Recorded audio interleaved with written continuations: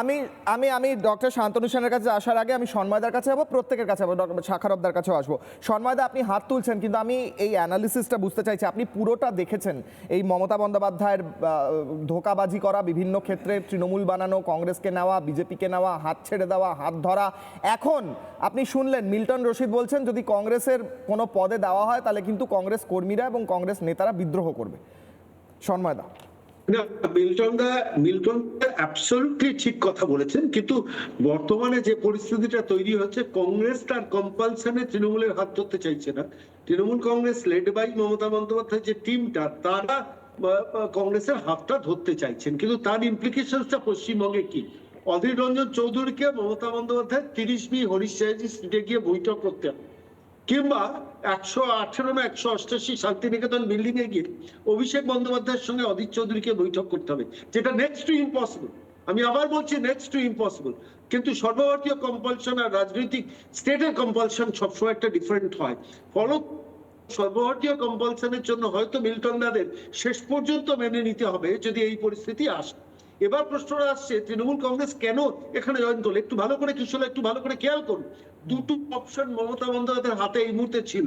এক হচ্ছে অভিষেক বন্দ্যোপাধ্যায়কে দল থেকে বহিষ্কার করে ঋতব্রত কাকলিদিদের সঙ্গে একটা আন্ডারস্ট্যান্ডিং এর পলিটিক্স করা, অথবা যেটা অপশন ছিল যে কংগ্রেসের সঙ্গে মিশে যাওয়া, এবং কংগ্রেসের দিকে মিশে যাওয়ার দিকে যেটা যাচ্ছে এই মুহূর্তে পরিস্থিতি, তার প্রেক্ষাপটটা কি 2011 থেকে 2026 পর্যন্ত পশ্চিমবঙ্গের মাটিতে লোকসভা, বিধানসভা মিলে 11টা নির্বাচন দেখেছে। 2011 কংগ্রেস এবং তৃণমূল হাত ধরে লড়াই করেছিল। আবার এই 2026 পর্যন্ত একটা নির্বাচনও কংগ্রেস কিন্তু তৃণমূল কংগ্রেসের হাত ধরেনি।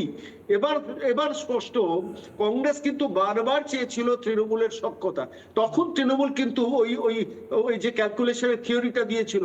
আমরা বলেছি সারা ভারতবর্ষে কংগ্রেস 300টা আসন লড়ুক, বাকি আসনগুলো আঞ্চলিক দল লড়ুক। অর্থাৎ পশ্চিমবঙ্গের মাটিতে আমি তৃণমূল কংগ্রেস, আমার কথাতেই এন্টায়ার সিনারিওটা চলবে। এই যে পলিটিক্সটা মমতা বন্দ্যোপাধ্যায় দিনের পর দিন করেছেন, এবার কিন্তু একটা পাল্টা কাউন্টার পলিটিক্স এর দিকে আসছে। এবার আমি শেষ করব সন্ময়দা, একটু সঙ্গে থাকুন। সন্ময়দা, আচ্ছা বেশ, শেষ করেন সন্ময়দা। হ্যাঁ, একটা ছোট্ট কথা বলি। রাহুল গান্ধী, সোনিয়া গান্ধী কিন্তু খুব রিলিশ করছেন এই ঘটনাটা মমতা বন্দ্যোপাধ্যায়, অভিষেক বন্দ্যোপাধ্যায়তে। মনে আছে রাহুল গান্ধীকে গলায় কুহু কুহু বলে ব্যঙ্গ করেছিলেন? মনে আছে মনমোহন সিংকে কিভাবে গলার কণ্ঠস্বর বিকৃত করে মিমিক্রি করেছিল মমতা বন্দ্যোপাধ্যায়? মনে আছে? সেগুলো ভুলে যাবেন রাহুল গান্ধী? ভোলা সম্ভব সোনিয়া গান্ধীর পক্ষে। কিন্তু পশ্চিমবঙ্গে কংগ্রেসের রিভাইটালাইজ করার জন্য, মানে রিভ্যাম্প করার জন্য মমতা বন্দ্যোপাধ্যায় কংগ্রেসে আসুক। তাহলে মমতা বন্দ্যোপাধ্যায় 1998 সালে 1 জানুয়ারি তোমরা থাকো ইনডোরে, আমি থাকি আউটডোরে, যে রিভেঞ্জটা নিয়েছিলেন সেই সময় দাঁড়িয়ে, তার পাল্টা কাউন্টার রিভেঞ্জ কিন্তু কংগ্রেস নেওয়ার জায়গায় এসে পৌঁছেছে।